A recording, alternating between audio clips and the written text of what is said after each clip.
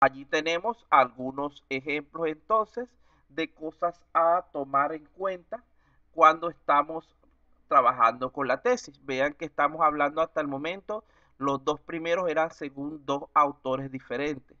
A este respecto hay muchísimos autores que podemos citar, pero vamos a tratar solamente unos pocos. Vamos a ver ahora un tercer autor que nos habla de factores claves para el éxito en la defensa de una tesis. En este caso, él nos plantea 7 factores que considera importantes.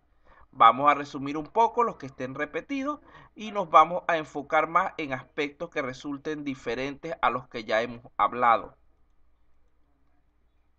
Vean que lo primero que nombra este autor era lo que el otro nombraba de último, la confianza en sí mismo. Él considera que ese es un punto crucial, pues si no confiamos en nosotros mismos y en el trabajo que hemos realizado, esto se verá reflejado en el momento de la sustentación en las palabras empleadas, en la postura y en la actitud que vamos a tomar cuando estemos defendiendo nuestra tesis. Debemos también ser claros al hablar. No debemos tratar de minimizar en lo posible esas explicaciones ambiguas y engorrosas que muchas veces usamos para, digamos, que confundir en ese caso al profesor y que piense que, o a la persona, y que piense que sabemos mucho. Debemos tratar de explicar las cosas de forma concreta y sin darle muchos rodeos, ya que en primer lugar nuestro tiempo es limitado y en segundo lugar esto sería sinónimo de que tienes poco conocimiento acerca de lo que estamos tratando. Es esencial nuevamente ser firme al momento de hablar. Otra cosa que no se nombró en la anterior, pero que estaba implícita, era armar el discurso con anticipación. No tiene nada de malo el preparar un guión respecto a los puntos que vas a tratar durante la defensa de tu tesis. Sin embargo, siempre es bueno el preparar más bien un resumen, un modelo más completo que evite que las ideas se te crucen. Por ejemplo, presentando paso a paso la descripción del problema, la hipótesis, etcétera. Es decir, a pesar de que no debemos trabajar, como dicen, por al caletre, sí debemos tener una guía lo suficientemente detallada que nos sirva como apoyo para un buen trabajo en cuanto a la defensa de la tesis. Otra cosa también interesante es que hay que llevar una copia extra de la tesis, bien sea en un medio USB, en el celular, tenerla en el correo electrónico, etcétera.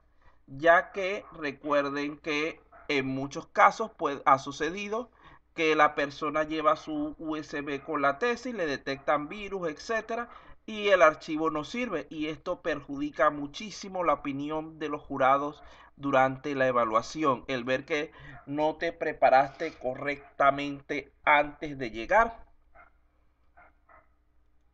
Otra cosa también que resulta importante es que cuando no sepamos algo, lo digamos. No es estrictamente necesario responder a todo con sí o no cuando nos están preguntando. Si no estamos seguros, es mejor darlo a conocer. Lo que el comité o lo que el jurado termina analizando es la manera en la que piensas en los momentos de tensión, si reflexionas rápidamente y de qué manera lo haces. Es mejor, digamos, que reconocer que no conocemos la respuesta, que nuestro estudio no tuvo el alcance suficiente para cubrir determinados puntos, que dar una respuesta errónea, que podría hacer que todo el estudio sea rechazado. No respondas por responder, que cae dentro de lo mismo. Si en este caso lo que él dice es que si les cuesta un poco de tiempo para ordenar y decidir qué es lo que vamos a responder, Una estrategia bastante útil para tener, aunque sea algunos momentos más de tiempo, es pedir que te repitan la pregunta. Esto te va a dar la oportunidad de pensar mejor y de dar mayor coherencia a lo que vas a responder. Es decir, no te apresures demasiado. Por último, dice que hay que conocer la tesis a fondo. Recuerda que ustedes son los que escribieron ese proyecto. Por lo tanto, deberían saber dominar bien su contenido, escogiendo adecuadamente, de acuerdo a su importancia, los puntos que se van a tratar y en qué momento. No obstante, nunca está de más el intentar de conocer los diferentes giros que puede tomar el trabajo, así como los detalles o aspectos que no hayas incluido en papel, pero que sí hayas considerado al momento de armar tu tesis. Hay elementos que a veces uno no, digamos que los toma como sabidos y no los añade a la información de la tesis originalmente.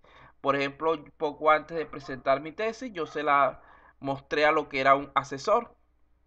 Cuando el asesor la revisa, me dice, tu tesis está muy bien en cuanto a contenido. Lo que pasa, se nota que tú dominas el material que estás presentando. El defecto que te veo es que como tú dominas el contenido, eh, digamos que omitiste ciertas explicaciones que para la persona que va a leer la tesis van a resultar importantes. Así que busca o añade a tu tesis la información sobre este y este concepto, así como de estos procedimientos que deberían estar y que se te olvidó colocarlos porque como tú los dominas, piensas que los demás lo dominan. Entonces vean que esos son aspectos que pueden surgir al momento que vamos a hacer nuestra tesis. Actualmente, dentro de este aspecto de la sustentación de tesis, se está usando muchas veces lo que es un entorno virtual. No sé si aquí la universidad lo está haciendo así o simplemente cita al alumno para que vaya a hacerlo en persona. Me supongo que está haciéndolo por entorno virtual.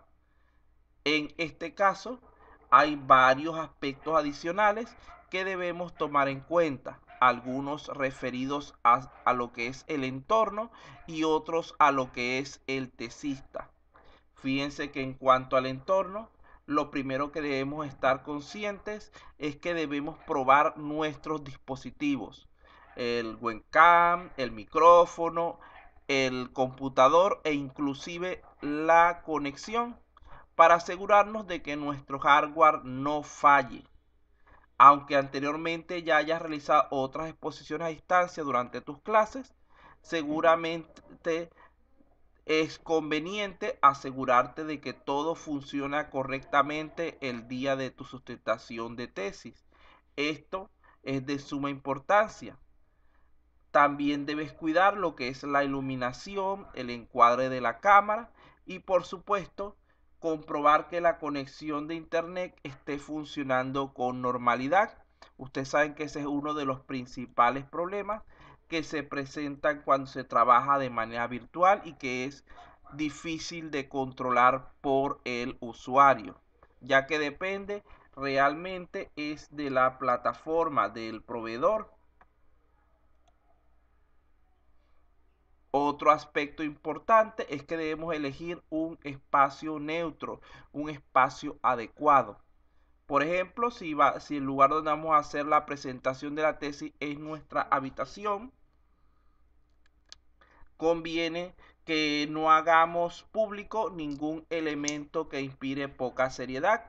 Por ejemplo, en el caso de los chicos, calendarios con fotos de muchachas. En el caso de las chicas, fotos de artistas y personajes de cine y televisión, etcétera. Así como decorados que terminen llamando, distrayendo la atención. Fotos familiares, peluches, etcétera. Debemos procurar entonces que el espacio elegido transmita la máxima neutralidad y seriedad posible. Recomendamos que sea, por ejemplo, en la sala o en un estudio. En caso de no ser posible esto, deberíamos utilizar una cortina unicolor detrás de nosotros y activar algún fondo virtual adecuado. También hay que asegurarse de que sea un lugar libre de ruidos y distracciones, porque recuerden que todo este tipo de cosas, aunque a veces no es nuestra culpa directamente, nos van restando puntos con el jurado.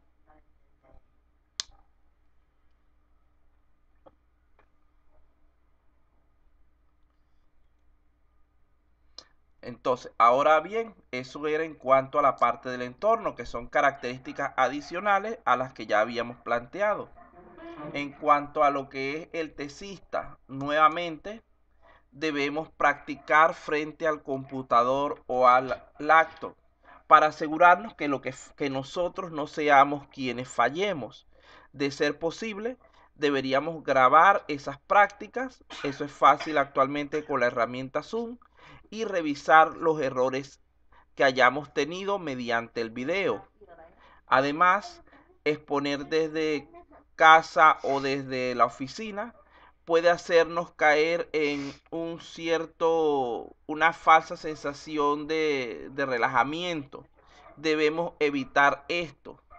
El defender la tesis de manera virtual no significa que el reto académico sea menor. Procura ensayar muchas veces y analizar en qué puedes mejorar. Ya el espejo actualmente es bastante obsoleto. Tenemos otros medios disponibles y más aún nosotros que somos del área de sistemas. Aprende y comprende el contenido de tu tema lo mejor que puedas.